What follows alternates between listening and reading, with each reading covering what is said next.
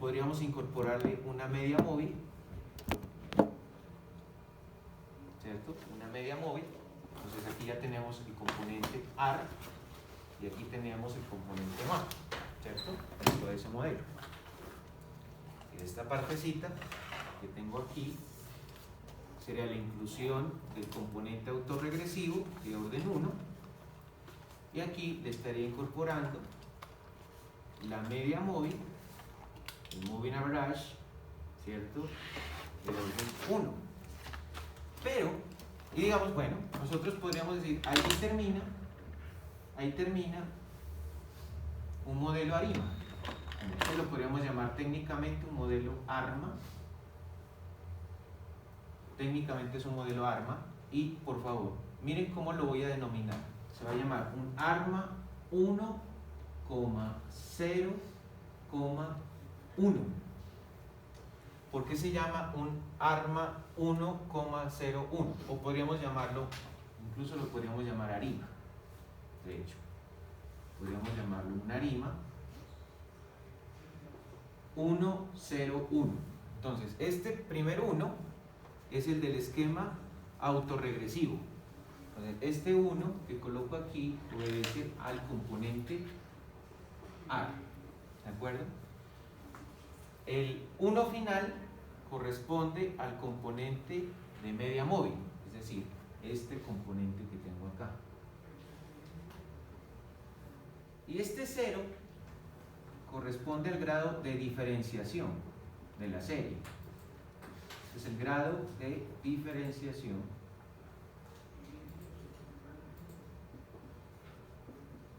de la serie. ¿De acuerdo? ¿Por qué 0? Porque aquí yo estoy suponiendo que esta serie que tengo aquí es una serie estacionaria. ¿De acuerdo? Es una serie estacionaria. Si yo descubro que esta serie no es estacionaria, entonces ¿qué tendría que hacer con esta serie? ¿Volverla estacionaria? Primera diferencia. Sí, tendría que volverla estacionaria, pero a través de la primera diferencia. ¿Qué implica la primera diferencia? Implica que yo tendría que hacer este cálculo. Tendría que decir delta y es igual a y sub t menos y sub t menos 1.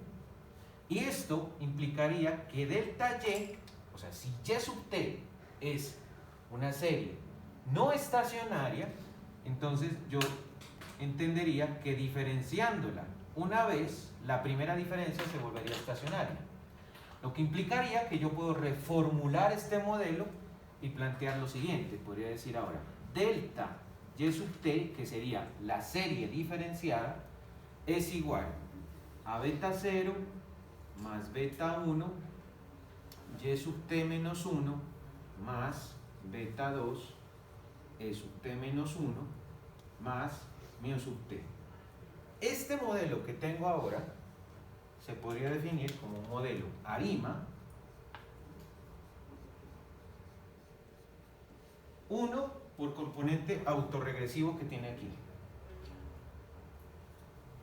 coma 1 porque tiene una diferenciación aquí, tiene una primera diferencia, coma 1 porque tiene una media móvil que está aquí.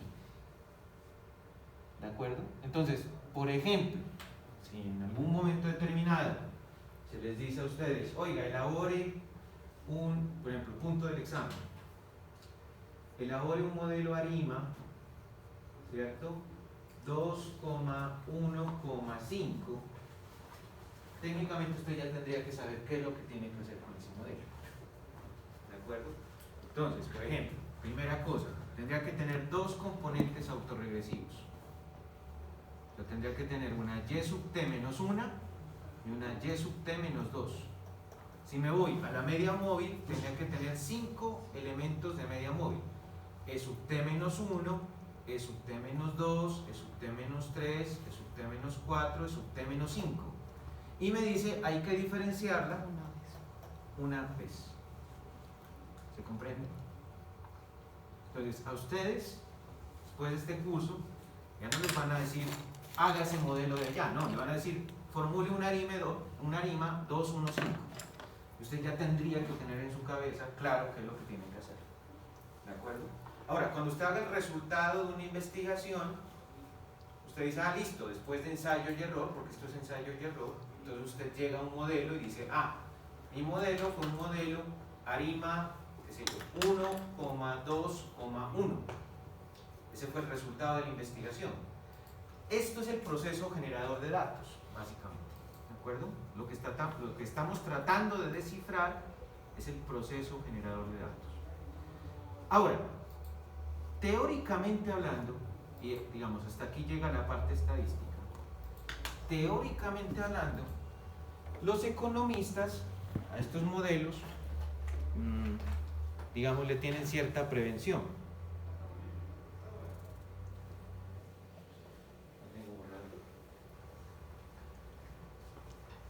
El borrador de la otra vez.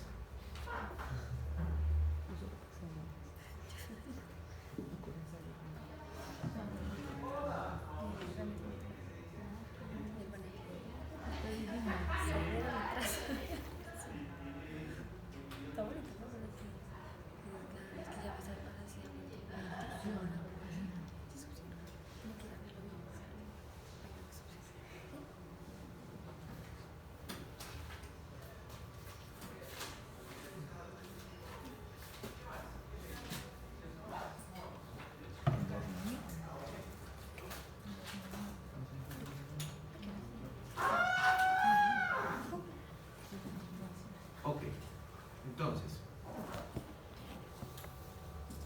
en la facultad a mí siempre me salva con marcadores, con borradores.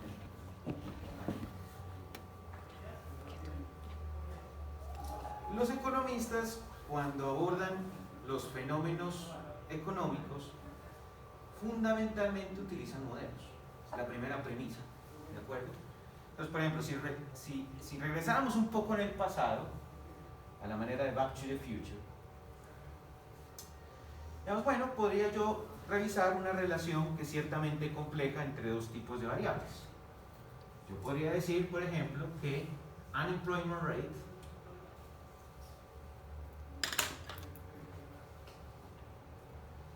puede ser una función de inflation rate. Es decir, que la tasa de desempleo, ¿cierto? La tasa de desempleo es una función de la tasa de inflación. Mucho ojo con los términos, porque cuando yo digo unemployment rate, estoy hablando de la rata de desempleo, ¿cierto? De la tasa de desempleo. Y al decir tasa, estoy suponiendo que hubo un conjunto de desempleados en un momento, que hubo un conjunto de desempleados en otro momento y que yo estoy calculando una variación, una tasa de crecimiento de los desempleados. Entonces, ojo, si yo les digo tasa de desempleo, no es lo mismo que desempleados o desocupados. Los ocupados son las personas que se encuentran en una situación, ¿cierto? En la cual, según James Tobin, ¿cierto? A pesar de que tienen todas las características para participar en el mercado laboral, quieren hacerlo, desean hacer parte del mercado laboral, no pueden hacerlo porque el mercado laboral no lo permite, porque tiene restricciones, o básicamente porque las firmas asociadas no están generando nuevas demandas laborales, no generan nuevas plazas de trabajo. Una de las cosas importantes que tiene que hacer un sistema económico más o menos equilibrado es generar dentro del mercado de bienes y servicios mayor valor agregado. Esa mayor generación de valor agregado genera expectativas en los agentes económicos que van a invertir capital, que van a asumir un riesgo invirtiendo capital bajo la expectativa de una rentabilidad futura. Esa expectativa de la rentabilidad futura es, según Keynes, la que motiva que se empleen factores productivos, entre ellos el factor trabajo, y se genere empleo. O sea, la generación de empleo depende de una expectativa de rentabilidad futura del inversionista. De eso depende el empleo. Si esa expectativa se reduce, entonces la generación de plazas laborales también se reduce. ¿De acuerdo? Entonces, yo no estoy hablando aquí propiamente de los desempleados, sino de la tasa de variación del desempleo. Y aquí no estoy hablando, técnicamente no estoy hablando de la inflación. La inflación se mide con el IPC. Aquí estoy viendo la variación del IPC. Si esa variación del IPC implica que yo tenía unos precios más pequeñitos en enero y tengo unos precios más elevados en diciembre, entonces eso significa que los precios se inflaron, por eso se llama inflación. Pero si yo tengo que los precios de diciembre eran más altos que los que tengo en enero, entonces ahí tengo un fenómeno que se conoce como desinflación. ¿De acuerdo? Entonces, la tasa de variación de la inflación en realidad es la tasa de variación de los precios. Y estos pueden crecer, en cuyo caso hay inflación, o pueden decrecer, en cuyo caso hay deflación. ¿De acuerdo? Términos, ¿cómo se dice? Desinflación y deflación es lo mismo, sino la misma cosa. La misma cosa. Entonces, resulta que por allá más o menos en el Reino Unido, por allá en los 50, Alban William Phillips encontró una relación, no tanto entre estas dos variables, sino entre los salarios y el desempleo. ¿De acuerdo? Pero un momentito, que si lo que yo quiero explicar es curva de Phillips, la relación es al contrario. ¿Cierto? Es la tasa de inflación la que se explica por el desempleo. Es decir, esto es válido también, esto lo estudia Phelps, pero yo no quiero verlo de Phelps, sino que quiero verlo de Phillips. Entonces, aquí sería inflation rate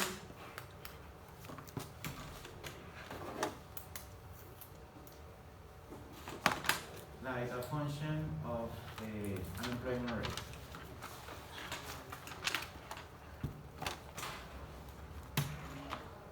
Eso sí sería más o menos algo más parecido a la curva de Phillips, ¿de acuerdo? Lo otro es más bien la tesis de la tasa natural de desempleo que plantea Friedman y Phelps, ¿de acuerdo?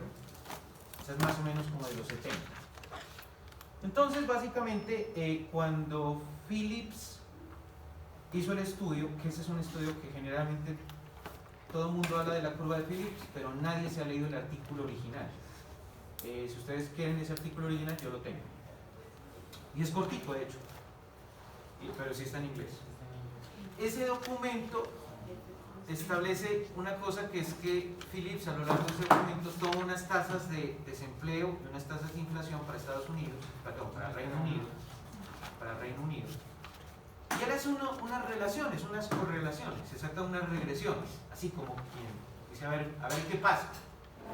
Y al final, en las conclusiones, lo dice así: parece que existe una relación inversa entre el desempleo y la tasa de salarios. Y así termina el artículo. O sea, literalmente, si usted toma eso y lo traduce, la traducción es: parece que hay una relación. Ese es el artículo que generó la curva de Phillips. Aunque antes de eso, ¿cierto? Hay otro economista, en este momento es de apellido Fisher. Fisher ya había establecido la relación inversa entre inflación y desempleo. De hecho, póstumamente, cuando Fisher muere, el artículo que él escribe se le cambia el título y se dice: yo inventé la curva de Phillips. Así se llama el artículo. I am discovered the Phillips curve. Así se llama el artículo. Entonces, cuando uno llega a macro, el profesor de macro le dice la curva de Phillips, pero en realidad ni es curva porque tendríamos que ver la forma funcional, ni tampoco es de Phillips, ¿cierto? Creo que es de Irving Fisher, si no estoy mal. Entonces, cuando nosotros tenemos este conjunto de teorías, bueno, después de asumir que no son los salarios nominales, sino que tenemos que ver a los salarios reales, es decir, deflactados por inflación, en últimas se deja de lado el tema nominal de los salarios y se enfrenta a esto básicamente a los salarios reales aquí, ¿de acuerdo? Los salarios reales. Entonces, la idea, básicamente en una curva de Phillips, es que el desempleo puede ser tan elevado, ¿cierto?, que puede implicar reducciones tan fuertes en el nivel de ingreso, reducciones tan fuertes en el nivel de consumo, que desestimulan la demanda y debilitan, digamos, la presión natural que puede haber sobre los precios. Entonces, Básicamente diríamos que si el desempleo es muy alto, hay una reducción de la capacidad de ingreso o producto de la economía, y al reducirse la capacidad de ingreso o producto, pues se reduce el consumo, y al reducirse el consumo, pues se reduce el crecimiento de los precios. Por lo tanto, tendríamos que existe un trade-off en el sentido de que se aumenta la tasa de desempleo, entonces se encuentra que se reduce el nivel de precios. O que, por ejemplo, digamos, si nosotros quisiéramos tener un alto nivel de empleo, ¿cierto? Si nosotros quisiéramos tener un alto nivel de empleo, entonces tendríamos que reducir esto. Al reducir el desempleo, pues aumenta la capacidad de crecimiento de la economía, aumentaría el consumo, pero eso podría generar un incremento en el precio, y eso podría hacer que el mismo crecimiento se vea menguado, ¿de acuerdo? Entonces, en el largo plazo se dice que no puede existir una curva de Phillips, ¿de acuerdo? En el largo plazo no podría existir una curva de Phillips, es lo que dice la teoría. Si ustedes se charlan con sus compañeros de la electiva, es decir, el profe Julio hizo un modelo VAR estructural dentro de esa relación y estableció que efectivamente la curva de Phillips existe, pero existe para unos 2 meses. De ahí en adelante se pierde ese efecto, se vuelve efímera, no existe en el largo plazo, ¿de acuerdo? Nosotros no vamos a utilizar esta técnica que utilizamos con estos chicos que están, pues ellos vieron un curso específicamente de series de tiempo. Aquí yo estoy haciendo una introducción, entonces yo voy a hacer el análisis con un modelo ARIMA, ¿de acuerdo? Entonces, básicamente cuando el profesor de macro nos explica esto, lo que nos dice es, bueno, por aquí voy a colocar, qué sé yo, delta pi, que es la variación de la inflación, y aquí voy a colocar delta u, que es como varía la tasa de desempleo, y básicamente lo que nuestros profes hacen más o menos es, ¿cierto? Dicen, bueno, esa es la tasa, perdón, esa es la curva de Phillips, y a esto que tenemos aquí, este punto que tenemos acá, ¿cierto? Implica una relación muerta porque ¿cuál es el efecto que tendría una variación del desempleo sobre la inflación en ese punto? ¿Cuál es el efecto? En ese punto, ¿qué pasa con esa relación? ¿Qué efecto tendría si yo hago expansión, digamos, de ese punto? Sería mucho el efecto que tiene la variación de la tasa de desempleo sobre la inflación. Sobre la inflación no tiene relación. Eso es a lo que se le llama una NAIRU, que es la tasa, ¿cierto?, de desempleo no aceleradora de la inflación, y permite calcular la tasa natural de desempleo, es decir, el desempleo de equilibrio, que es el desempleo tolerable para la economía, ¿de acuerdo? Esas son algunas ideas introductorias teóricas. Y más o menos eso es lo que nos explica el profesor de macro. Luego dice, esto tiene que ver con la construcción de la curva de oferta agregada, y construye a partir de unos modelos lineales la curva de oferta, ¿cierto? Y en uno, trabajando esos modelos lineales que son re fáciles, uno se raja, ¿cierto? Que son los modelos más básicos, más elementales, y a uno le va mal en esos parciales. Bueno, entonces la idea nuestra es hacer un poco más sofisticado ese análisis, teniendo en cuenta algunos datos reales. Por eso les traigo aquí los datos reales, que de hecho ya los habíamos revisado en la clase pasada. ¿Sí ya los habíamos revisado, no? No. ¿No? Bueno, los voy a revisar con ustedes. Entonces, ¿cuál es la idea? Yo no voy a calcular una NAIRU propiamente. La gente no reconociera realmente. Esta es nuestra última clase. Y sobre esta vamos a hacer el último parcial. No se me vayan a distraer. ¿De acuerdo? ¿Cómo? después de Semana Santa ustedes van a presentar un parcial.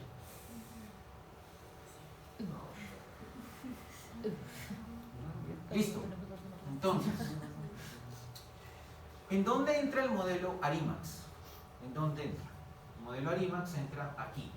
Yo, por ejemplo, tengo que Y sub T sería la inflación, ¿cierto? Sería la inflación. Y la inflación estaría en función de beta 0 más beta 1. Entonces aquí viene el primer elemento. Otra vez veo por ahí, escucho un sonido que no es mi voz. Parece una grabación. Yo no me distraería en esta clase. Vuelvo y repito, no es estratégico. Ok, aquí tendrá un componente AR1. Ojo, este componente AR1 implicaría algo que no sé si el profesor de macro alcanzó a trabajar en la 2, sobre todo en la 2, que es el componente de expectativas de inflación. Esas expectativas de inflación son esa esperanza matemática que uno tiene, esa esperanza o ese promedio aritmético que uno proyecta o que los agentes económicos proyectan con base en la inflación histórica hacia la inflación futura.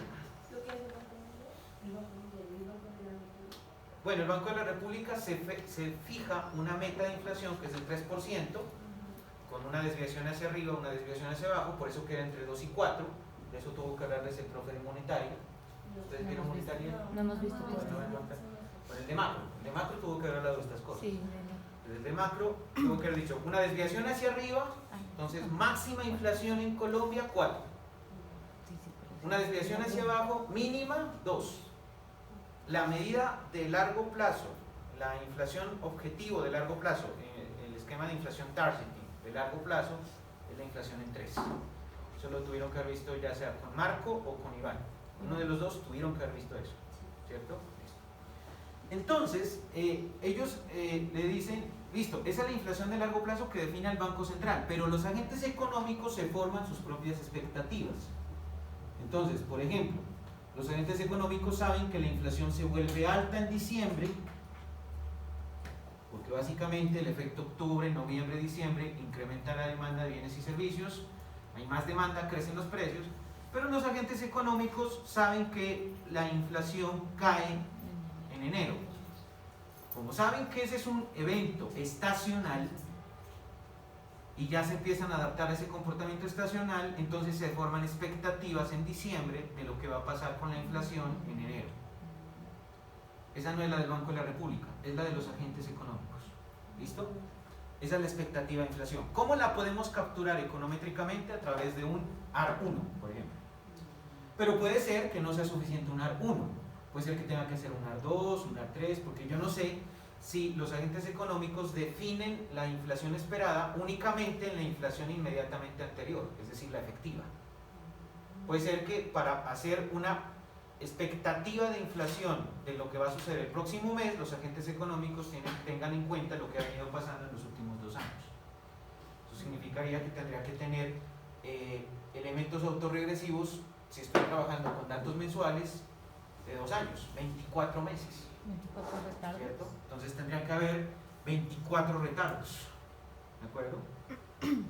Ok, yo lo voy a dejar así porque estoy haciendo una cosa re chiquitica, porque es la primera vez y porque ustedes deben estar asustados. Más. Voy a colocar en el supuesto de que aquí voy a obtener en el autorregresivo, voy a tener errores. Y siempre vamos a tener errores. Esta es una de las características que los economistas deberían tener muy claras. Un economista debe ser muy consciente de que va a tener errores. No sé por qué hay algunos economistas que se autodenominan expertos. Pero a mí cuando me dicen experto, yo digo, no, pero deje la inquietud. ¿Experto de qué? La mayor parte de las veces los economistas nos equivocamos. Aquí va a salir un error. Yo puedo hacer una cosa más o menos inteligente, que es tomar ese error histórico y modelarlo acá. Y es lo que voy a hacer. Entonces voy a colocar aquí beta 2 y me voy a anticipar al error que sé que voy a cometer aquí, y cuando lo cometa lo voy a utilizar a mi favor. Entonces estoy colocando allí el componente de media móvil, que sale, que se extrae apenas se vaya a hacer esto, sale un error, yo puedo sacar la serie y automáticamente empiezo a tener las observaciones después de esto. Por eso se retarda. ¿De acuerdo? Yo no lo puedo sacar en simultáneo, pero sí lo puedo sacar retardado. O sea, cometo el error y lo utilizo para alimentar la nueva información en el modelo. ¿Listo? Hasta ahí tendría un modelo ARIMA 1, 0, 1. Pero alguien me puede decir, por ejemplo, si yo trajera aquí a algún profesor de macro y le dijera, yo quiero hacer un análisis de curva de Phillips, él me diría, oiga, pero ¿y dónde está la variable que me interesa? Entonces yo le diría, está aquí, beta 3, y aquí yo le colocaría, ¿cierto? xt más mu sub t. Este es el modelo Arimax. Es un modelo, a ver, es un modelo básico de series de tiempo. Esto es básico. No es el modelo más poderoso que ustedes pueden conocer. En algún momento, en una electiva, en algún momento en el futuro, yo tengo pensado lanzar un curso específicamente de series de tiempo, como el que acabamos de dictar este semestre, y ahí podemos estudiar todo lo que se quiera de series de tiempo, pero este modelo es el modelo básico con el que se arranca, ¿de acuerdo? Y no es un modelo malo, no es un modelo malo. ¿Por qué no es un modelo malo? Porque tiene efecto memoria, captura efecto memoria. Esto captura lo que los economistas llaman efecto histerético, se conoce como efecto histerético.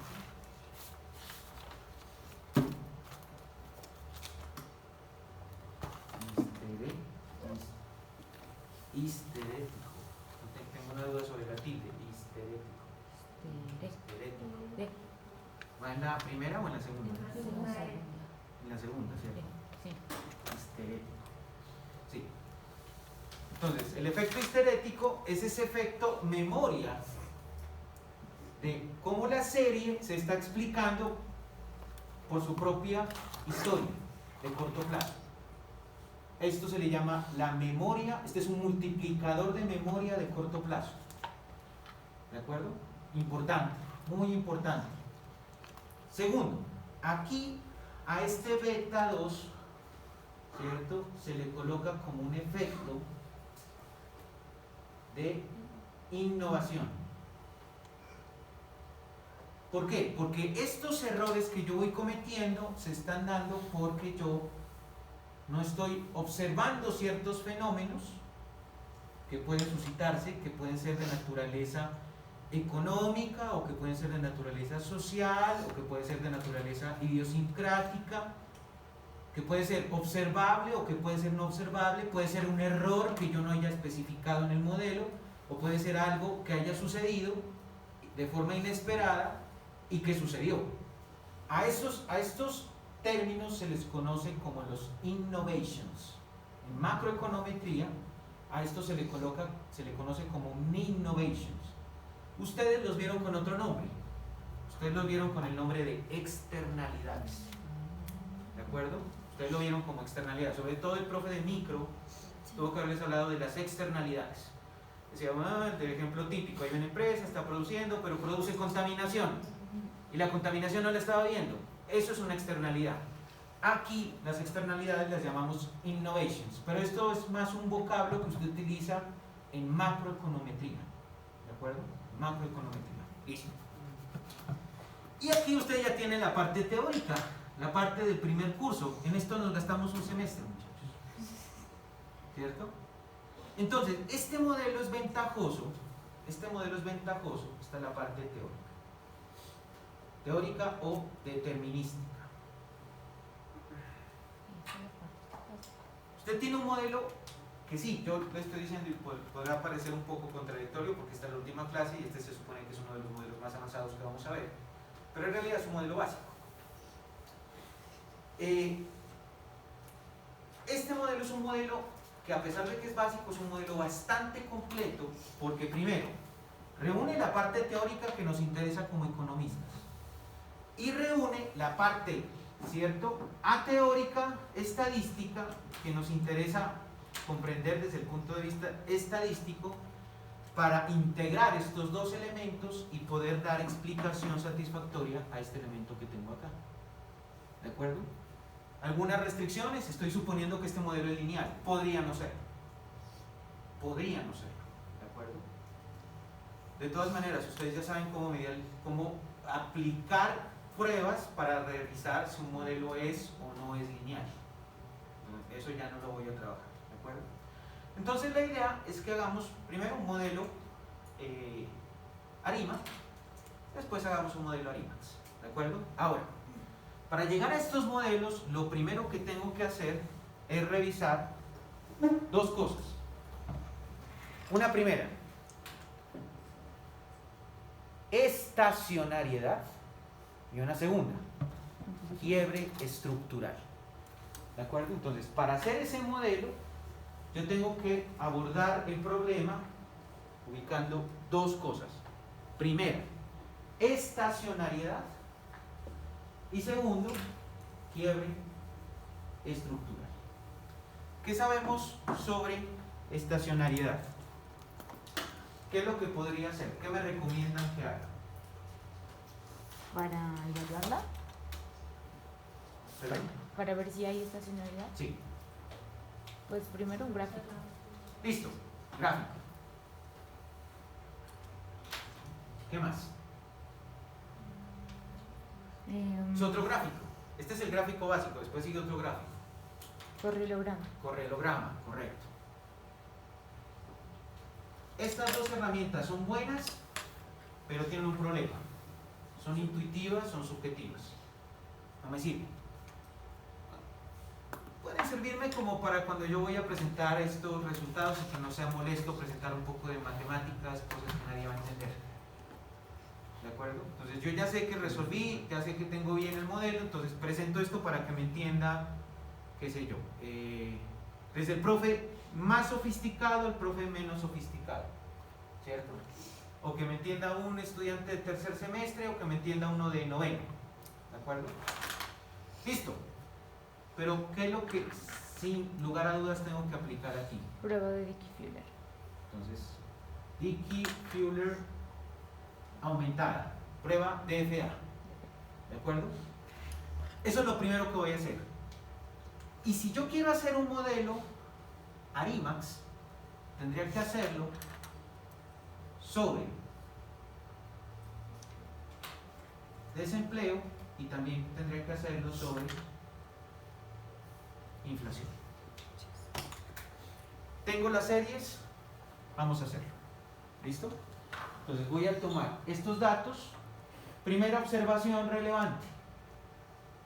Por favor, observen que yo estoy tomando la población de desocupados. No estoy utilizando la tasa de desempleo y en la clase pasada dijimos por qué.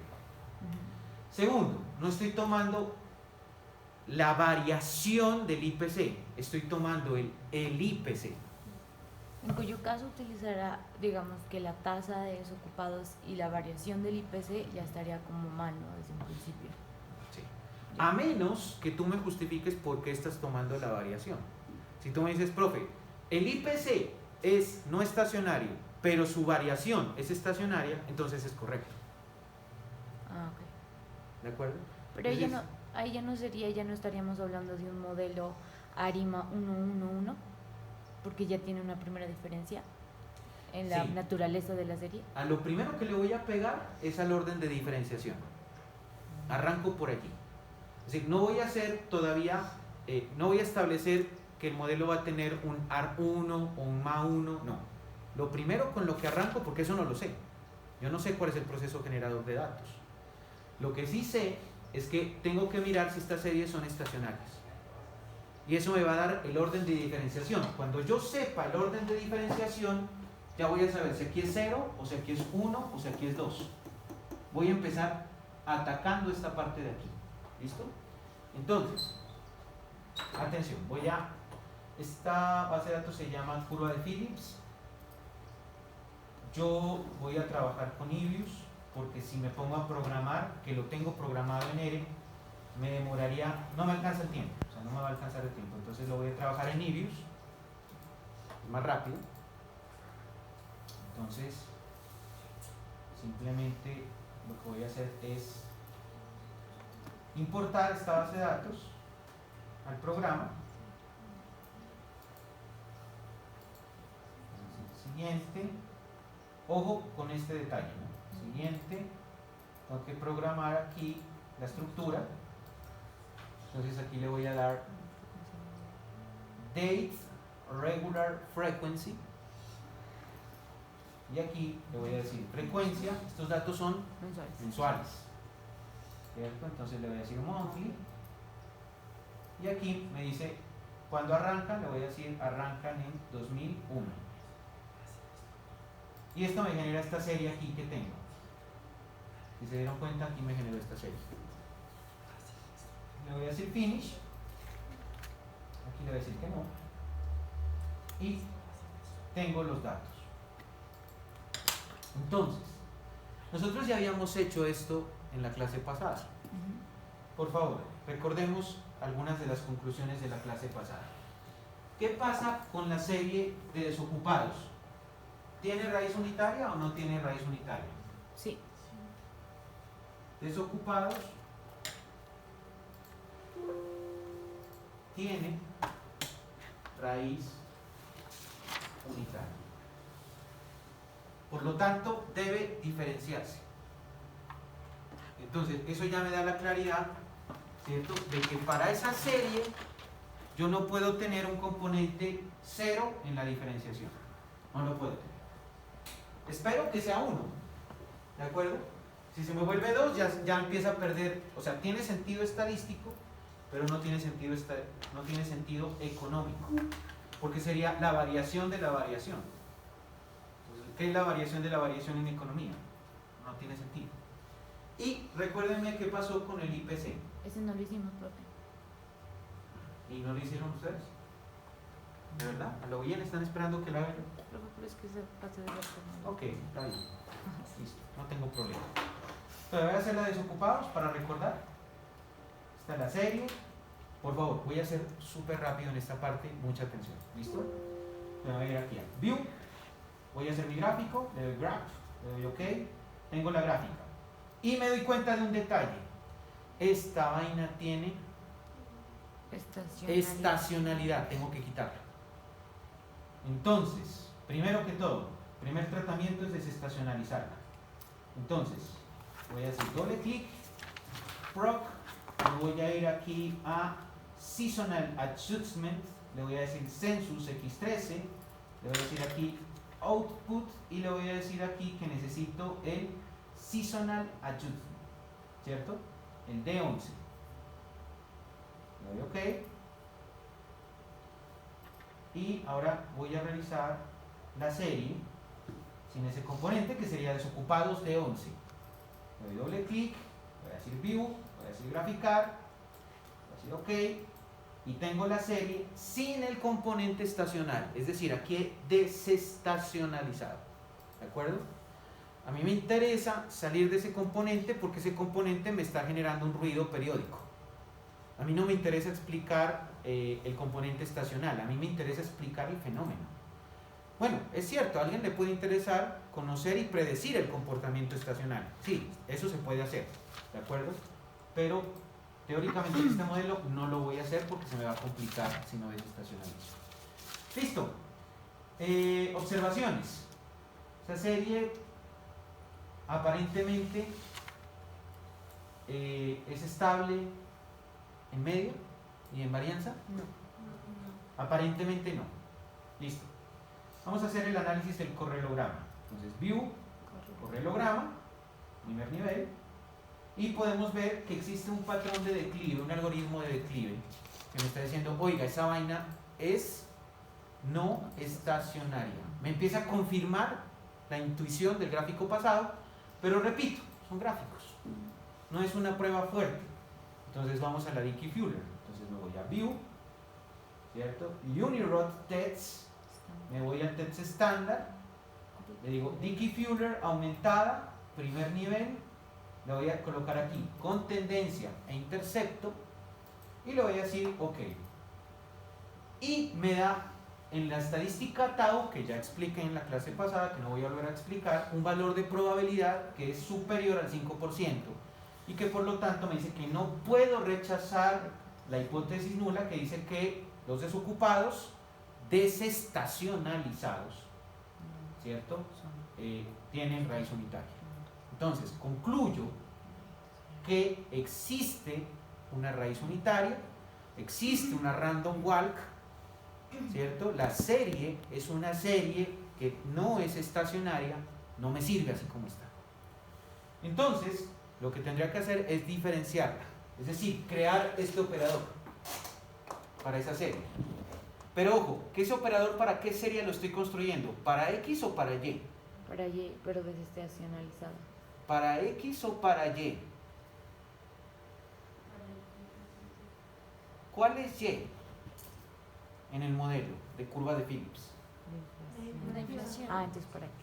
Entonces estoy haciendo el análisis para X. También tengo que hacerlo para Y. ¿Listo? Entonces, ojo, porque X también va a tener un cambio en el operador de primeras diferencias.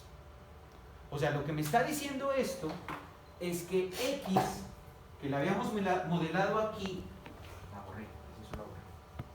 Teníamos esto.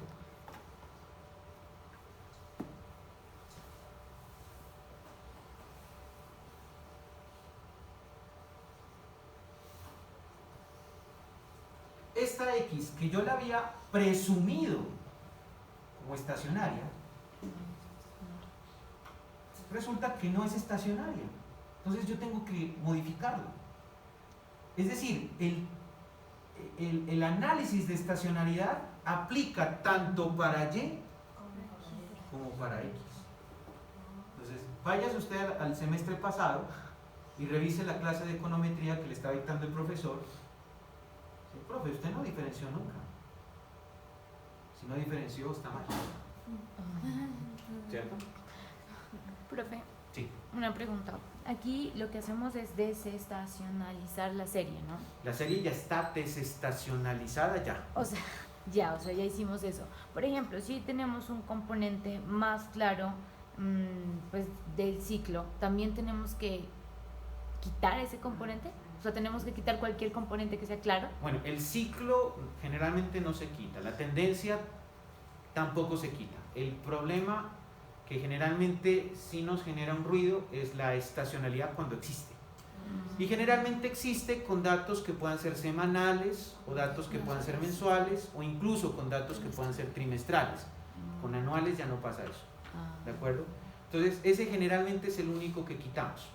Si ustedes revisan las estadísticas del daño del Banco de la República, cuando ellos presentan las estadísticas de datos mensuales o trimestrales, dicen series desestacionalizadas. Ellos no le quitan el componente de tendencia o el ciclo, no, simplemente el componente estacional. En el caso donde tanto la X como la Y estén diferenciadas, pero estén diferenciadas, digamos, en el mismo grado, ¿no? Digamos, ambas tienen una primera diferencia. Digamos, en el caso, digamos, que escribimos así el modelo, sería 1 porque ambas tienen diferenciación, una primera. Ya voy para allá. Es decir, voy para allá. Tengo un poquito de paciencia, voy para allá. Listo. Entonces, yo voy a revisar si tengo que, entonces, diferenciar. Ojo, una cosa es desestacionalizar, que ya lo hice, y ahora lo que quiero saber es si tengo que diferenciar más de una vez. Ojo, no me conviene diferenciar más de una vez. En economía no me conviene. En estadística yo puedo diferenciar n veces, pero en economía no. ¿De acuerdo? ¿Por qué no? Porque la variación de la variación de la variación de la variación en una serie económica no tiene sentido. ¿Qué es la variación de la variación de la variación de la variación de la inflación? Usted le presenta eso al profe de macro y ¿qué le va a decir? Tiene sentido. Pero si usted tiene el IPC y le genera una variación, pues eso es la inflación. Ya sea si crece o si se reduce. Inflación cuando crece, deflación cuando cae. Tiene sentido, pero no tiene sentido la variación de la variación de la variación de la variación. Eso no tiene sentido. Entonces, una vez, ese es el problema que tenemos los economistas. Si estuviéramos estudiando otra cosa que no fuera economía y estuviéramos aplicando estos modelos, no habría tanto problema con la variación de la variación. Por ejemplo, qué sé yo, en fluidos, por ejemplo, mecánica de fluidos, no hay ningún problema con ese tema, ¿de acuerdo? Pero aquí sí hay problema. Entonces, vamos a hacer el diagnóstico, díganme AppView, Unirod TETS, el TETS estándar, y lo voy a analizar con primera diferencia. Aquí, si ustedes se dan cuenta, me da la opción. El software me da la opción para que lo haga con primera diferencia. Entonces, primera diferencia, lo demás se queda quietico, le doy OK, y el valor de probabilidad se me volvió 0, lo que significa que la primera diferencia es Suficiente. la primera diferencia es Estacionaria. entonces yo tendría que esta serie me va a quedar como delta X porque es estacionario. Entonces, primer cambio al modelo, esto ya no es X, es delta X. Primer cambiecito al modelo que voy a formular. Ahora, voy a revisar Y. ¿Listo? Entonces, en este caso ya es la inflación, esa no la habíamos analizado, y me dicen ustedes que no la revisaron, ustedes que tuvieron todo este tiempo, no lo hicieron. Bueno, está bien, lo voy a hacer yo. Entonces, inflación. Ah, ojo, y son datos reales, ¿no? Este ejercicio es importante porque es con datos reales. Entonces voy a hacer la gráfica, vamos a mirar graph, lo que ha pasado con la inflación en Colombia. Es una serie, oiga, pero yo tengo un recuerdo de que esto yo lo revisé. ¿No fue con ustedes? No, ¿no? Ok. ¿Qué me dicen ustedes con respecto a la estacionalidad? No, no. ¿Me aconsejarían que desestacionalice? No. ¿No? ¿No me aconsejan? Ok, supongamos que yo no desestacionalizo. ¿Por qué? Porque no veo que esté tan claro el patrón. No lo veo. Sin embargo, por ahí alguien, cuando yo utilizo este término de tono, digo estas palabras, asumo esta posición, parece que sí. Y entonces se ponen a pensar, porque si aquí sube, baja, vuelve a subir, sube, baja, vuelve a subir, dice, uy, parece que hubiera un patrón, pero es sutil. Entonces empieza a quedar la duda.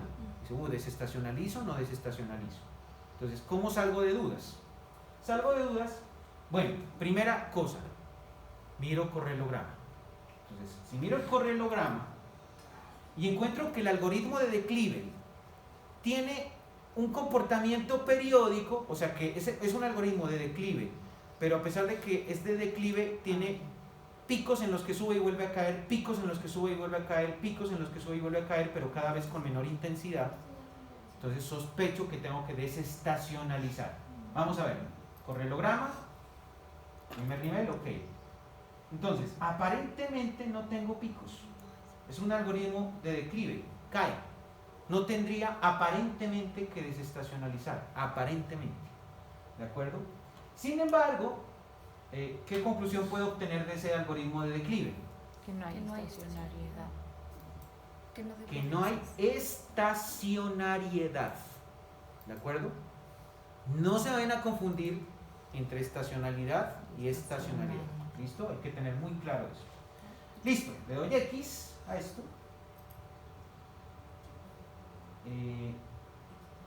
No le doy X. Es decir, proc, y voy a hacer una cosa. Voy a darle Seasonal Adjustment, le voy a dar Census X13, y le voy a decir, oiga, desestacionalícela, pero yo quiero que me genere el factor estacional porque lo quiero ver. O sea, le voy a decir, desestacionalice y déjeme ver lo que desestacionalizó para ver si era o no era estacional. Y así salgo de la sospecha. Entonces, el que me interesaría ver sería más que todo de 10. Entonces le voy a decir ok, él hace sus cuentas y yo voy a revisar IPC de 10. Lo grafico y aquí voy a salir de dudas. Si había o no había un componente estacional. Cuéntenme, ¿había o no había un componente estacional? Sí había un componente estacional. Sino que era muy sutil. Esas pequeñas montañitas que mirábamos en la serie eran el componente estacional, pero no se podía ver tan claramente. Profe, ¿qué pasaría en el caso de que en alguna serie llegáramos a desestacionalizarla y no lo necesite? O sea, ¿cuál sería como la consecuencia? Bueno, estarías perdiendo información, básicamente. ¿De acuerdo? Estarías perdiendo información. De hecho, al desestacionalizar, tú estás perdiendo información. Porque la estación te está dando una información. Te está diciendo, oiga, el enero no es igual al diciembre. ¿Pero por qué lo haces? Porque no te interesa explicar esa dinámica estacional, sino te interesa explicar el fenómeno. En general, su tendencia, su ciclo, su error. Pero se puede incluir. Es decir, si tú me dices, profe, ¿podría ser modelo sin desestacionalizar? La respuesta es sí. Pero entonces eso se me sube un poco más de nivel, de este nivel básico. ¿De acuerdo? Pero es una buena, es una buena técnica desestacionalizar para mirar el efecto sin ese ruido y si se quiere saber si tengo que modelarlo o no. ¿De acuerdo? Por ejemplo, si a mí me llaman para hacer una consultoría y me dice, por ejemplo, queremos hacer una consultoría con Cinemark, para saber cuáles son las estaciones donde la gente va más al cine y cuáles son las estaciones donde va menos al cine. Yo no puedo quitar el componente estacional, porque es fundamental. Igual, por ejemplo, si voy a hacer un análisis para digamos, reservas turísticas que se haga a través de vuelos internacionales, yo no puedo quitar el componente estacional, porque yo sé que la gente sale más a vacaciones, en viajes turísticos, que en épocas no vacacionales, por ejemplo. Pero entonces sí hay series con el componente estacional que son estacionarias. Sí pueden haber series estacionales que son estacionarias. Puede existir. Listo, entonces, no es incorrecto desestacionalizar. Entonces voy a utilizar el IPC de 11. Ahora, me voy a concentrar en el IPC de 11, voy a graficarla, vamos a graficarla, y se dan cuenta ustedes que ya no tiene ese comportamiento de esas montañitas. ¿De acuerdo? Ahora, voy a mirar el correlogramo y tiene que presentarse más o menos el mismo algoritmo de declive. Efectivamente, ahí está el algoritmo de declive en el análisis de autocorrelación. ¿Esto qué me indica? Que esta serie muy probablemente tiene problemas de raíz unitaria. Pero dejemos de especular y pasemos a la prueba de Dickey-Fuller. Entonces, View, Unirod Tests, Standard Unirod Tests, lo voy a hacer con primer nivel, ¿cierto? Sin diferenciación, tendencia intercepto, ok. Resultado, el valor de probabilidad está por encima del 5%. Esta serie tiene raíz unitaria, tiene una random walk, tiene un paseo aleatorio, por lo tanto es una serie no estacionaria. Ahora lo que tiene que seguir, ¿cierto? Es decir, mi diagnóstico es que esta serie ya no va a ser Y.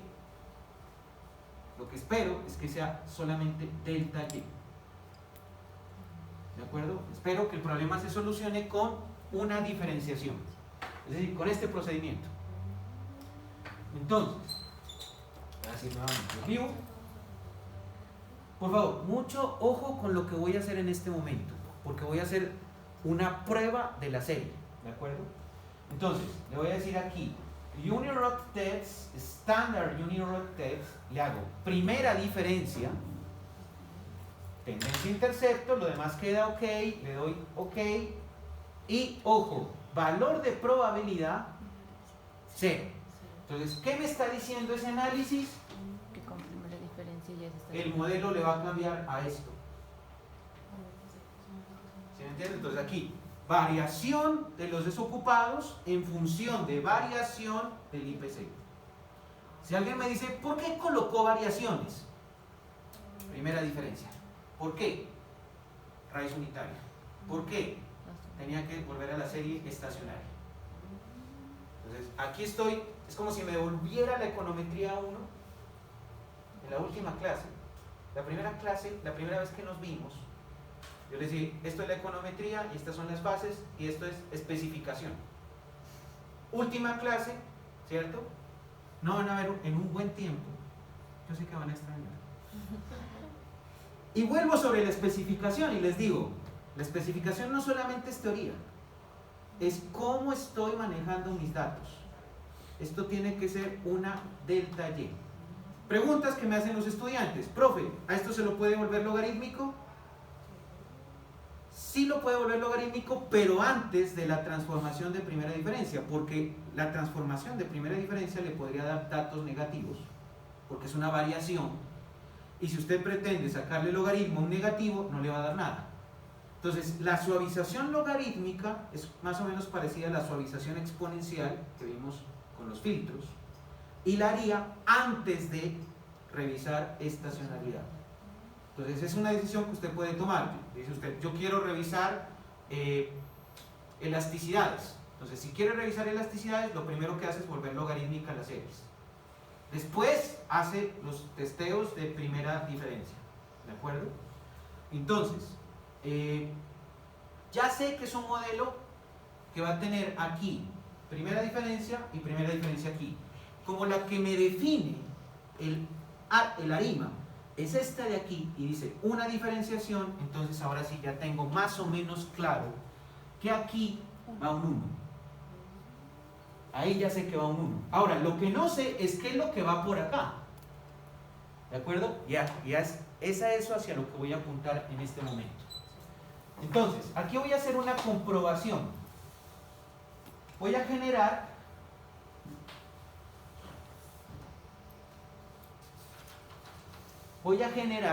una serie.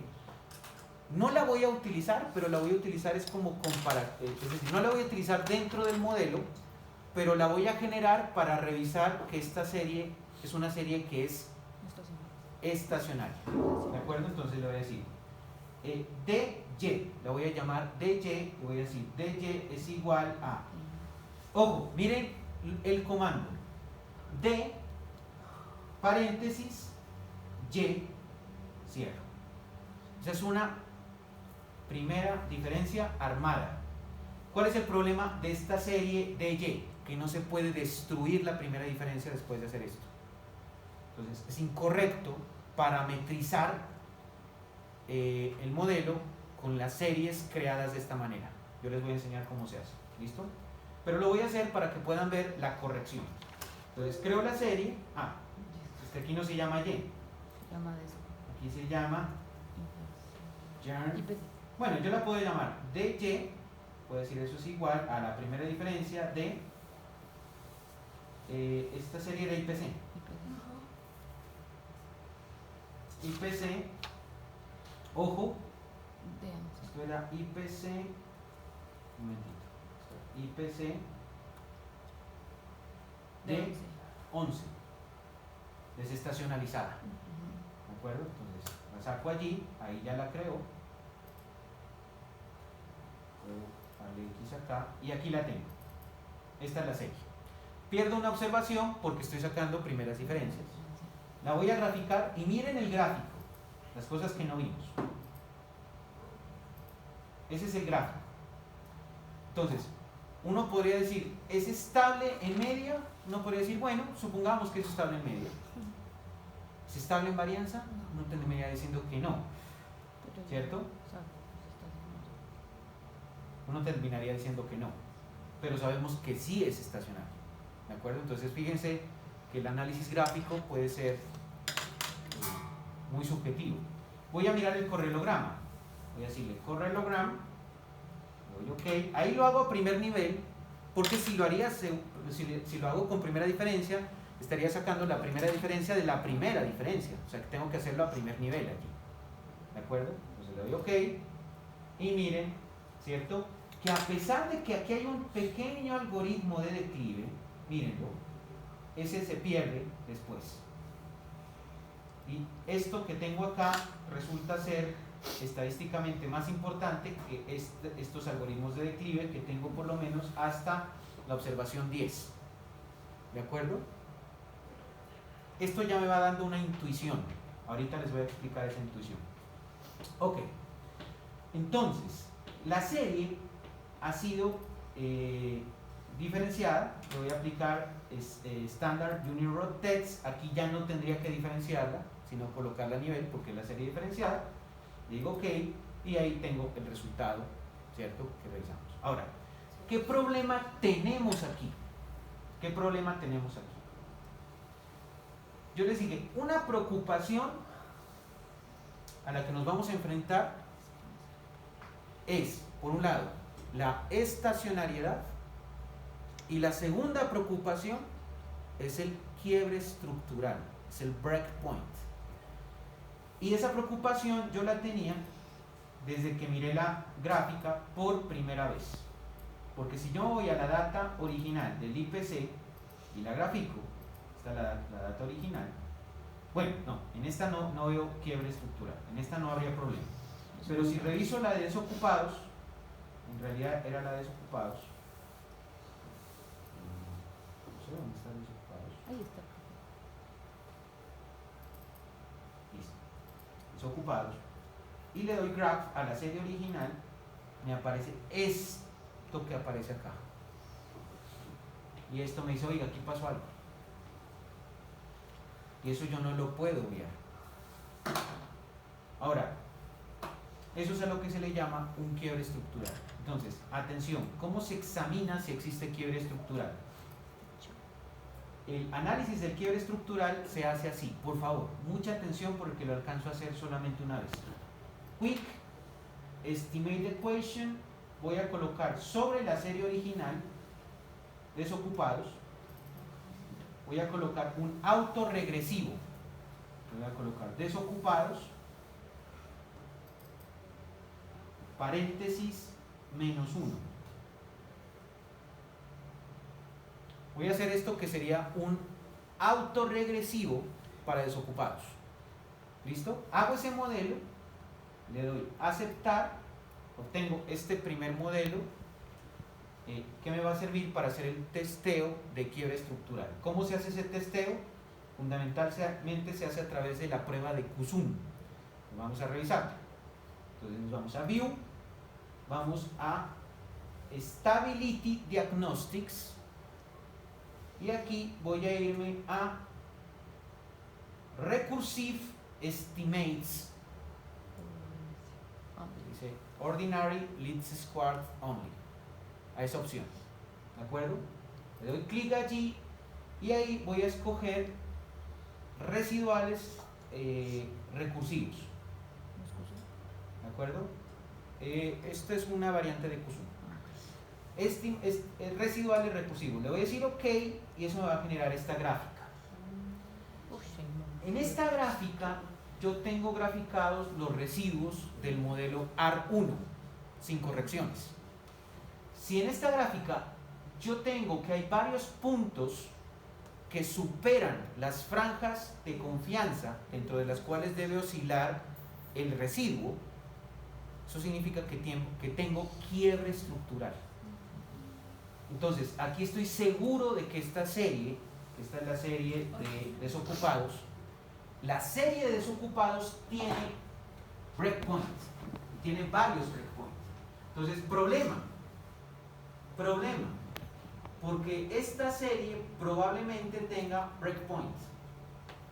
Y si tiene breakpoint, la consecuencia de que la serie tenga breakpoint significa que el análisis que hicimos es incorrecto. ¿De acuerdo? Ahora, tengo que revisarlo para IPC, porque para IPC también concluí, ¿cierto?, que tenía que diferenciar. Pero si esta serie presenta breakpoints, este análisis sería incorrecto. O sea que primero, o sea, en el caso de esta, toca revisar la parte del quiebre estructural. Las dos cosas, al unísono, las dos cositas. No voy a priorizar una por encima de otra, las dos cosas. ¿Listo? Las dos cosas. Es decir, la técnica que le está enseñando el profe Julio es la técnica. ¿De acuerdo? Créame, yo esta vaina le he molido mucho tiempo, créame, es así. Listo, entonces, voy a revisar desocupados, ¿de acuerdo? Desocupados. No. Perdón, inflación. Me voy a hacer el análisis de inflación pura, ¿de acuerdo? Sin modificaciones. Entonces, me voy a Quick, Estimate Equation, y aquí le voy a decir IPC en función de IPC menos 1. ¿Esta es mayúscula siempre? Creo que Ilius no me pone problema por eso. Ok. La pueden colocar si quieren como minúscula. Entonces, este es el autorregresivo ateórico, intuitivo, ¿de acuerdo? Le doy aceptar, y sale este modelo, que es un modelo que no es una regresión auxiliar, es un comodín. Me voy aquí a View, Stability Diagnostics, Recursive Estimates, y aquí Recursive Residuals. Le doy OK, y este es el análisis que tengo. Hay varios quiebres estructurales. Entonces, atención, este análisis también tiene breakpoints. ¿Qué significa eso?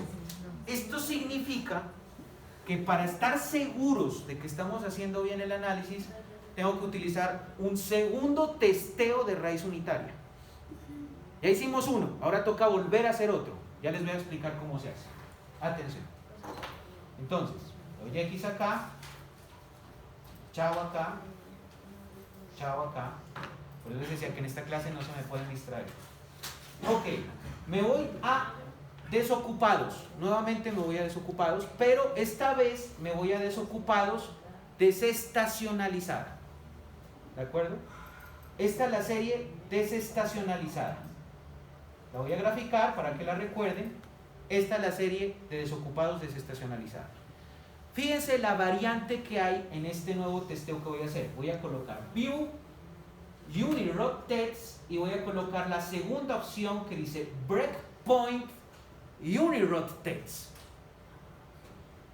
Entonces, lo que voy a hacer es una prueba de raíz unitaria específicamente para series que tengan quiebre estructural.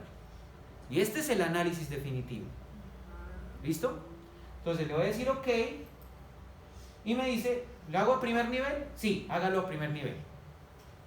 Y aquí me dice la estructura del modelo, pero también la potencial estructura del quiebre.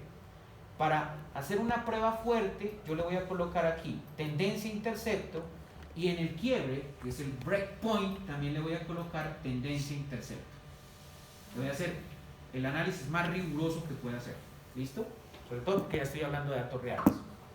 Y le voy a decir OK. Entonces me da un resultado y me dice el resultado, que es más o menos la misma cosa que ya habíamos visto antes. Me dice, el valor de probabilidad está por debajo del 5%. La estadística tau supera a todos los niveles críticos.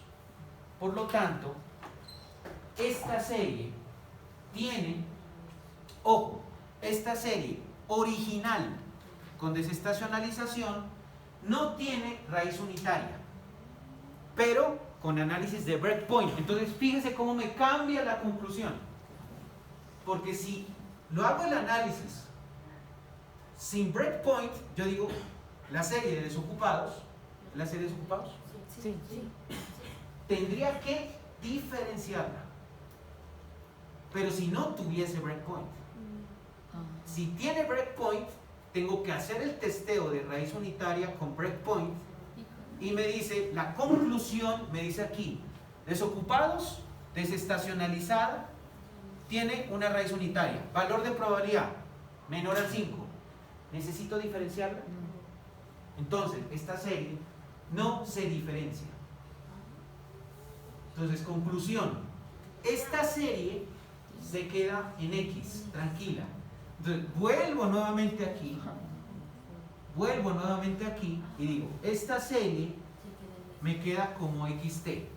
Y alguien me puede decir, oiga, pero ¿por qué no la diferenció? Entonces, alguien me diría, Yo hice el test de raíz unitaria y me dice que tiene que diferenciarla. ¿Hizo análisis de breakpoint? No. Haga el análisis de breakpoint. ¿Hay breakpoint? Sí, hay varios. Yo hice el análisis de raíz unitaria de Dickey-Fuller con breakpoint. ¿Qué dice ese análisis? Esa serie no hay que diferenciarla. Entonces, el breakpoint puede cambiar el resultado del test de Dickey-Fuller, ya sea que exista o ya sea que no exista. ¿Por qué les mostré? ¿Por qué no hice de una vez todo con breakpoint? Porque quería mostrarles que pueden cambiar los resultados. Lo importante es determinar si existe o no breakpoint. Eso es lo importante. El análisis gráfico no sirve. El análisis de la serie original no sirve. Recuerden el análisis de inflación. ¿Vieron ustedes que la inflación fuera afectada por la pandemia en la data original de la inflación? No. Pero sí. Parecía incluso que ni tocaba desestacionalizarla. Dos cosas. Hay que desestacionalizarla. Y segundo, tiene breakpoint. ¿Cierto? Lo miramos con el test de estimación recursiva. Lo miramos con estimación recursiva. Entonces, ahora voy a hacer el mismo análisis para el IPC. ¿De acuerdo? Pero ahora me voy a la serie de IPC desestacionalizada. Entonces, X acá, me voy a IPC, es esta, para que la recuerden la gráfica. Esta es la serie sin el componente estacional. Y le voy a aplicar, ahora sí, View Unirod Test, pero con breakpoint. Entonces, le doy el análisis con breakpoint a primer nivel. Lo voy a hacer con tendencia intercepto y con tendencia intercepto en el quiebre. Le voy a decir OK y me dice: esta serie tiene raíz unitaria con un breakpoint que se encuentra, si lo ven aquí, en el año 2012 en enero. Ahí se dio un breakpoint. O sea, él me dice cuándo está el breakpoint. Y pueden haber varios breakpoints, pero me dice el más sobresaliente es ese. Entonces, algo pasó en esta fecha con la inflación. ¿De acuerdo? Algo pasó que no es algo que se pueda pasar inadvertido. Debería modelarlo, pero ya no me da el tiempo para modelar ese breakpoint. ¿De acuerdo? Entonces, me conformo solamente con decir que la serie de inflación tiene quiebre estructural y que haciéndole el análisis de raíz unitaria, confirmo el análisis de raíz unitaria que había hecho sin breakpoint. Y es que ambas pruebas, tanto con breakpoint como sin breakpoint, me están diciendo esta serie tiene problemas de raíz unitaria. Entonces, voy a decir, si saco la primera diferencia, entonces Unirod Test, breakpoint, Unirod Test, si hago el análisis con primera diferencia, ¿cierto? Y nuevamente hago el análisis con tendencia intercepto acá, con tendencia intercepto por acá, y le doy OK, voy a ver si eso sirve para solucionar el problema. Sirve. Entonces, conclusión, la serie de IPC va con primera diferencia. Luego esto me reafirma que aquí va un 1. ¿La vieron o no? Sí. Entonces, sé que el modelo que voy a armar, el ARIMA, tiene que tener al menos un orden de integración de 1. Este es el orden de integración. Aplica esto para Y. Para X hay que hacer la prueba, pero el efecto de X no va a afectar la organización del ARIMA. ¿Listo? Es decir, aquí ustedes pueden ver claramente en este modelo que X no está diferenciada. Podría estarlo, y eso no afecta para nada la estructura del ARIMA que estoy Y planteando en el allá. caso que la diferenciación esté en X, pero no esté en Y, ¿cómo se haría? 1, 0, 1. Ah, ok, buena pregunta. ¿Qué habría pasado si esto no necesita diferenciarse? Entonces, el esquema de diferenciación aquí sería 0. ¿De acuerdo? Ahora voy a mirar el componente autorregresivo y el de media móvil. Entonces, atención. Eso se hace. Profe, Sí. el grado de diferenciación sería siendo 0 aun si X necesita la primera diferenciación. Si X necesita diferenciarse, pero Y no, sigue siendo 0. Ah, ya listo. Ok. Al modelo entonces. Quick Estimate Equation y vamos a plantear lo siguiente. Atención, por favor, atención. Diferenciación. Voy a colocar aquí. Diferenciación de la serie de inflación, ¿cierto? Ujú. De IPC De 11. desestacionalizada en función de, voy a colocarle aquí, tentativamente hablando, un AR1, que es el que tengo allí. El orden de diferenciación ya lo tengo yo aquí planteado. Y le voy a colocar aquí un MA1. Hasta allí tengo el modelo ateórico. Y ahora me dicen la variable X no necesita diferenciar, solamente coloque la X tranquilamente. Entonces aquí le coloco desocupados. Ese es el modelo que voy a hacer inicialmente. ¿De acuerdo? Y le voy a decir si es desocupado, ¿no? Ah, es No, desocupados.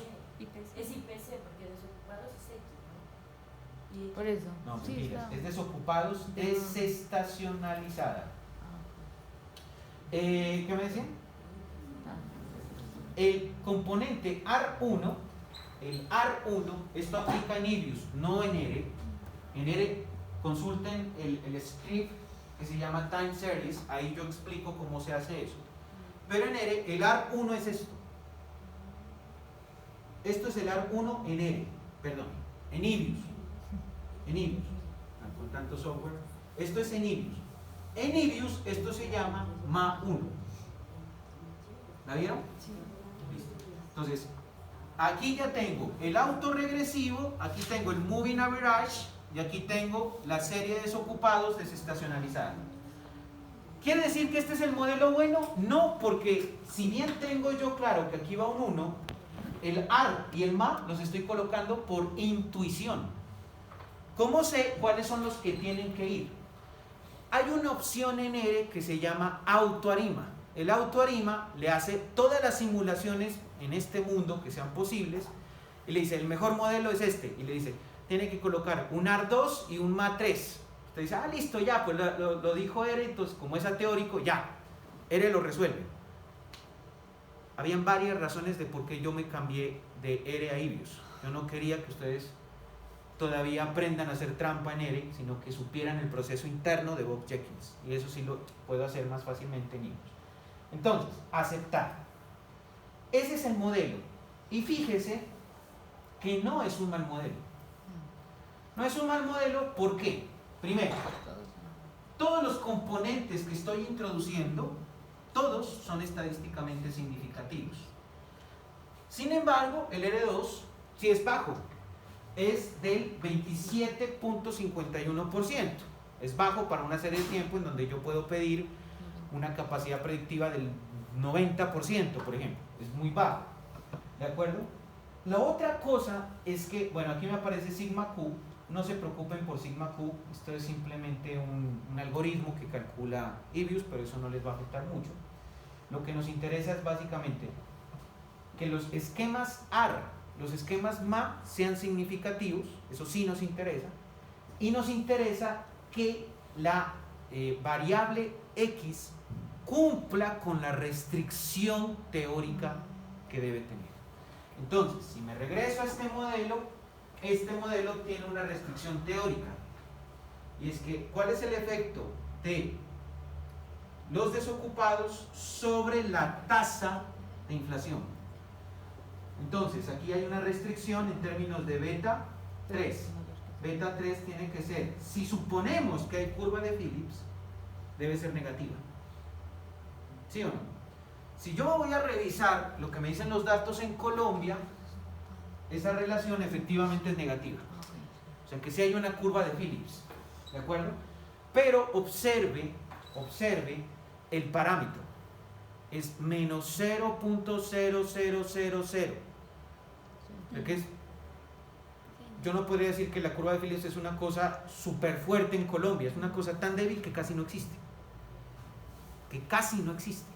¿De acuerdo?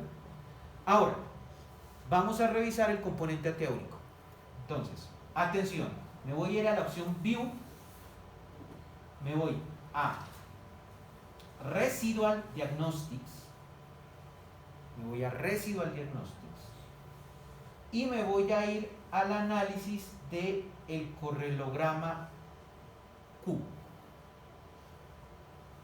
¿De acuerdo?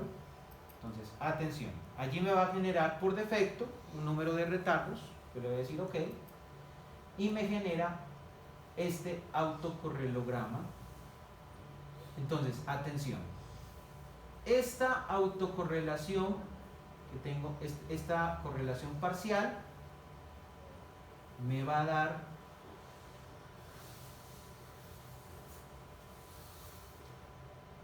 autocorrelación parcial, permítanme, me olvidé.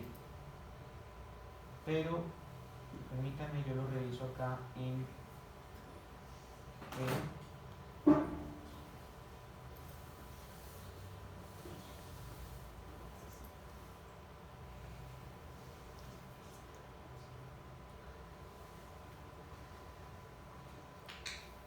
eso es cuando yo me salvo a mí mismo.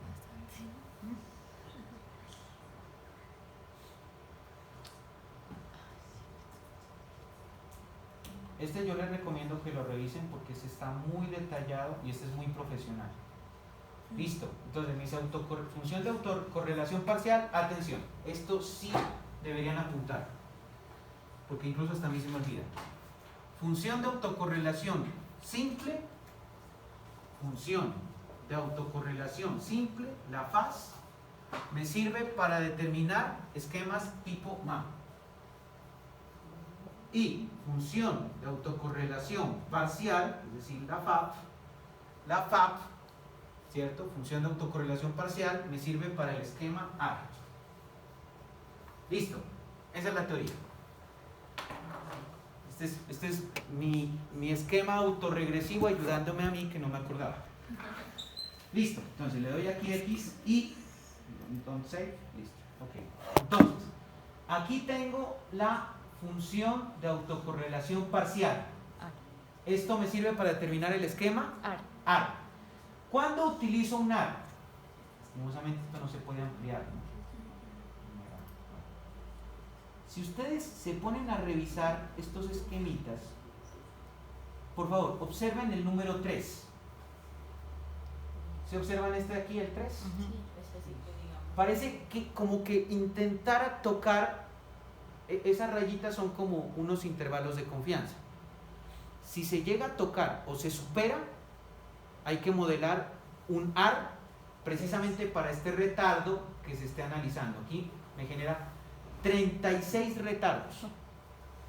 Me dice, en esos 36 retardos revise si se le está yendo, por ejemplo, un AR3. Pareciera que no, pareciera, digamos, aquí si tocas como ojimetría. Pareciera que lo estuviera tocando. Entonces, aquí me dice, parece que usted tendría que meter un AR3. Entonces le digo, listo, vale. Entonces me voy nuevamente aquí a Estimate y aquí le digo, voy a modelar un AR3. ¿Y dejo el AR1? ¿Cierto? Voy a modelar un AR3.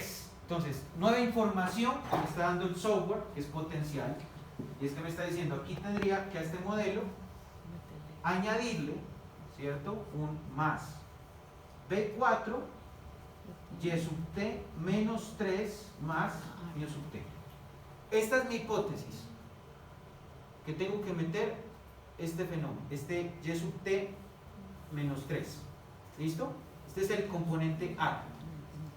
Si reviso del esquema MA, ¿cierto? Por ejemplo, aquí me está sugiriendo algunos potenciales. Puedo empezar con el MA3 también, ¿de acuerdo? Entonces voy a colocarle más, ¿cierto? Beta 5, esto sería E sub T menos 3 más mu sub T. Si este modelo me llegara a salir bien, y este fuera el modelo definitivo, entonces el modelo definitivo sería un A3 Ma 3, pero discontinuo. ¿Cómo así que discontinuo? En ese modelo no hay un AR2. Entonces es discontinua, habría que hacer esa aclaración, ¿de acuerdo? Pero entonces técnicamente sería un AR3 con un orden de integración con media móvil 3. Estos órdenes AR y MA no necesariamente tienen que ir en la misma dimensión. Puede ser que sean 2,3, 3,2, puede incluso no necesitarse. Entonces puede ser que sea 0, 1, 3. O puede ser que sea 3, 1, 0. Eso depende del ensayo y error, porque esto es ensayo y error. ¿Listo? Entonces, yo le voy a incluir aquí el MA 3, para que me quede más organizado, lo voy a colocar aquí. MA 3 y corro el modelo, ¿de acuerdo? Le digo aceptar y reviso. ¿Cuál es la prueba de fuego? La prueba de fuego es que si yo tenía sospecha de algún componente, lo meto en el modelo y resulta ser estadísticamente no significativo, se va. Entonces, aquí por fortuna me sucede que tengo uno que se va, que es, ojo, el MA 1 no es estadísticamente significativo, se va el MA 1. Entonces, este MA 1, chao, se va. ¿Eso qué implicaciones tiene? Pues básicamente que aquí ya no tendré en cuenta el MA 1 ni el MA 2, sino solamente el MA 3. Entonces, ¿qué es lo que tengo que hacer? Volver a remodelarlo, pero quitándole el MA 1. Entonces, me voy aquí a Estimate, ubico el MA 1, lo quito y le doy a aceptar. Y fíjense el modelo que tengo allí. Todos son significativos. El R está en el 28, ¿cierto? Y puedo subirlo, pero tengo que revisar nuevamente cómo está el correlograma. Entonces me voy a Residual Diagnostics, correlograma de las estadísticas Q, digo OK. Y la idea es que todas estas barritas, es que lastimosamente aquí, a ver si, no, si las pego en Word me van a colocar texto. Estas barritas tienen que estar dentro de esos intervalos, entonces voy a buscar uno. Por favor, observen lo siguiente. En el retardo 13, tengo en el análisis de autocorrelación un potencial MA 13. ¿Lo observan? Aquí. Sí. Este potencial MA 13 podría modelar. Atención, entonces, voy a hacer una listica aquí. Puede ser un MA 13, ¿cierto? Un MA 13. Y un AR 13 también. El AR Es 12. 13 está como adentro, ¿no? En la parte de adentro. Pero Sí. este sí es visible que está por fuera. Pero yo creo que tengo una cosita más por acá. Permítanme. Miren el AR 25. El AR 25 sí toca, ¿cierto? El AR 25 sí toca. Entonces, AR 25. AR 25 y miremos a ver también. qué hay más acá. No, no hay nada más. ¿Listo? Entonces los más sospechosos ya los tengo allí. No se me escapa nada, aparentemente no. Listo. Entonces, estimate y complemento. Entonces he dicho un AR 25, profe, cierro el paréntesis. Entonces, AR 25, cierro. Y en el MA dije que es posible que exista un MA 13.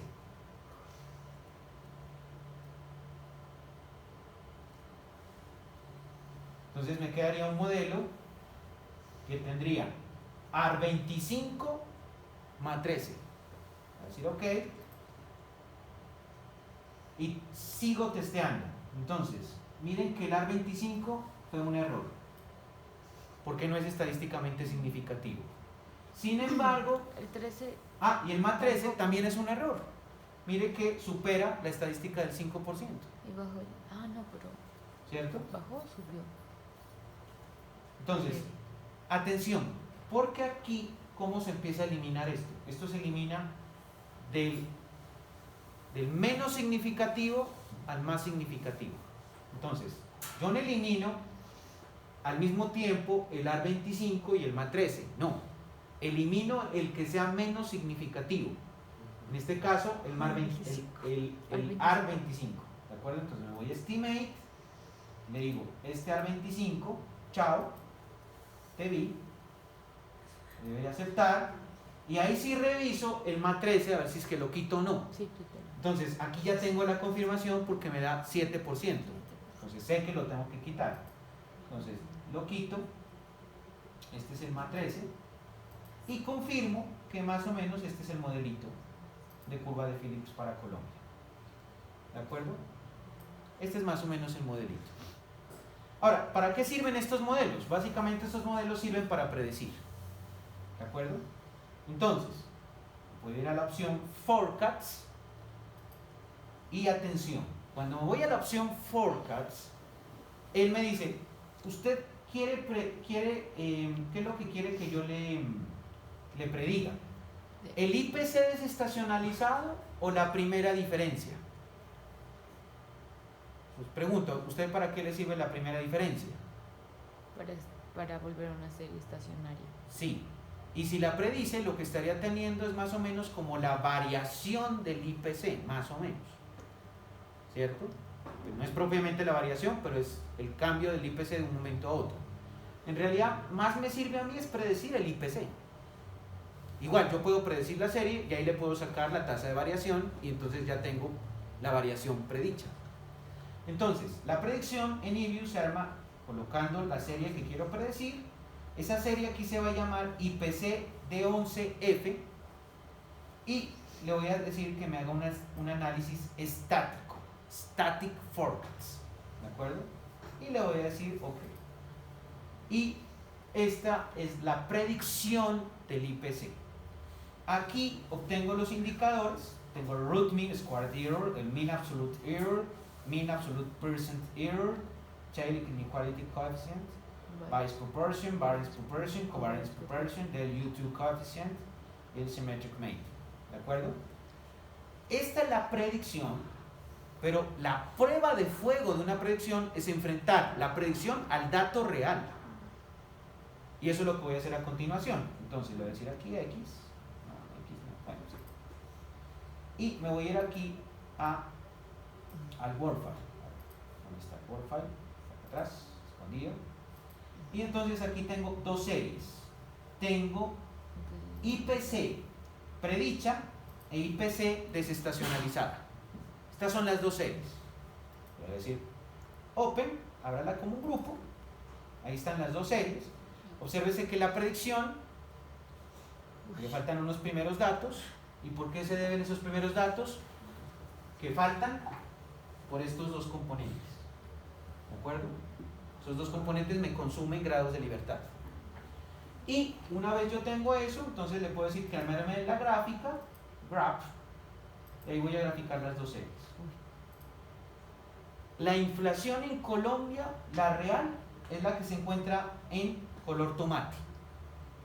La que el profe Julio, con un R2 bajo, porque es un R2 bajo, metiéndole curva de Phillips, predice, el modelo de predicción que utiliza el profe Julio es el IPC. Es la prueba de fuego de un modelo econométrico. No es el mejor modelo, porque esto se puede hacer mucho mejor con redes neuronales.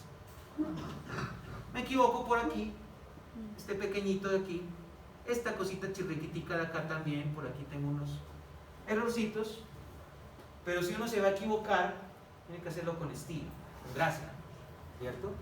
Miremos los residuales, miremos los errores del profe Julio al predecir la inflación. Entonces, miremos esos errores. Entonces, para eso tengo que irme al modelo.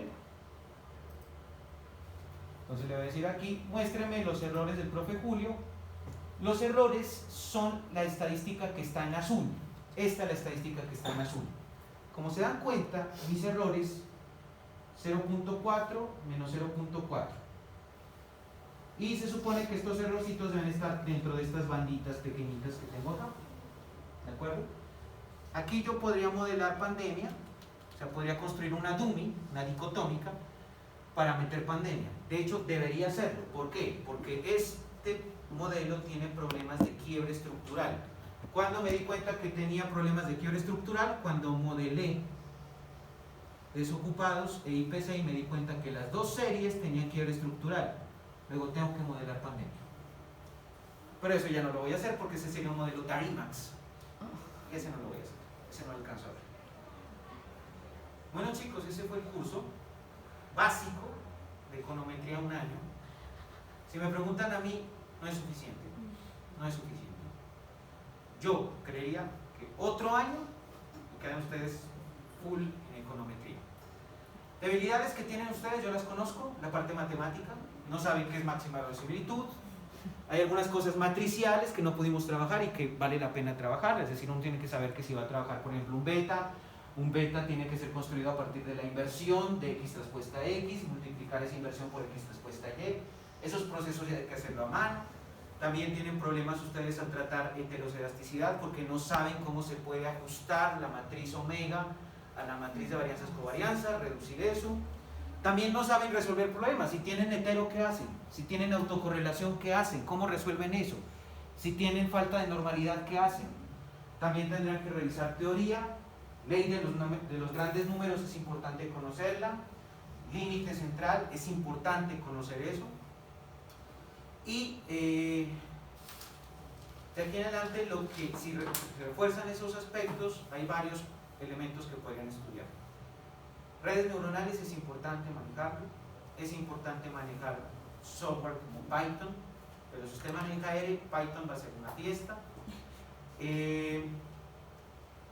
Es importante tener bases de microeconometría, sobre todo regresiones cuantílicas, revisar más modelos probabilísticos, logísticos, modelos TOBIT, BPROBIT, eso hay que intensificarlo muchísimo.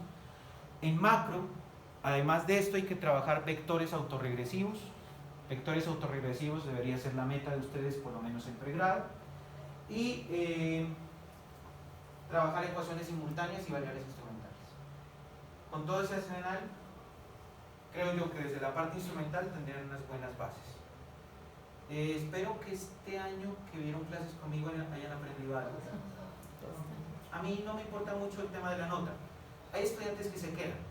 A veces me ha pasado que estudiantes que se quedan, cuando retoman el curso, salen mucho más fuertes todavía. Porque creo que lo más importante es aprender. La evaluación más importante que usted tiene que hacerse hoy que salga de esta última clase es cómo entró a la primera clase conmigo, que fue virtual, y cómo sale hoy. Si usted dice, oiga, no sé, puede ser que la nota esté bien, o sea que esté mal, no lo sé, pero usted dice, oiga, yo veo un cambio cualitativo, o sea, ya no soy el mismo, entonces valió la pena este año. Sin embargo, no depende tanto de mí, depende de usted. Lo que pueda hacer de aquí en adelante con las bases que yo le di, depende estrictamente de usted. ¿De acuerdo? Como siempre, si hay alguna consulta, si hay alguna cosa que no entiendan, que yo pueda explicar desde lo que yo conozco, porque hay muchas cosas que desconozco, siempre pueden contar conmigo. Tienen mis datos de contacto, saben dónde trabajo, tienen más que ubicado. Muchas gracias por la paciencia, perdonen los errores, a veces de pronto me puse bravo, de pronto fue muy efusivo, de pronto fui muy rápido como en esta última clase, pero en realidad yo le tengo mucho amor a la Universidad de Nariño y trato de dar lo mejor por la universidad. ¿De acuerdo? Espero que hayan aprendido lo más, y con estas bases hay que cuidarlas, hay que seguir estudiando, hay que seguir repasando, hay que hacerlo por uno. Si ustedes hacen eso, les aseguro que mañana van a ser recompensados, se los aseguro. Muchas gracias a todos.